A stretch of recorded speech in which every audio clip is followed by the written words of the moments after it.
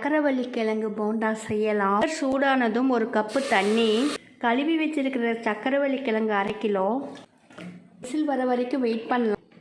இது நல்லா வெந்துருச்சு, வடிகட்டிடலாம். கிழங்க தோல் உரித்து மிக்சிங் பவுலில் சேர்த்துருவோம்.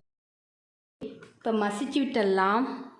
1 டேபிள் ஸ்பூன் கடலை மாவு, 1 டேபிள் ஸ்பூன் அரிசி மாவு, 1 டேபிள் ஸ்பூன் மைதா மாவு, தேவையான அளவு உப்பு, சின்ன சின்னதாக கட் பண்ண வெங்காயம் 1 கப்பு, பச்சை மிளகாய் 4, கறிவேப்பிலை, கொத்தமல்லி ஒன்று சேர்த்து நல்லா கலந்து விட்டுடலாம். ஒன்று சேர்த்து நல்லா பிசைஞ்சு விட்டாச்சு.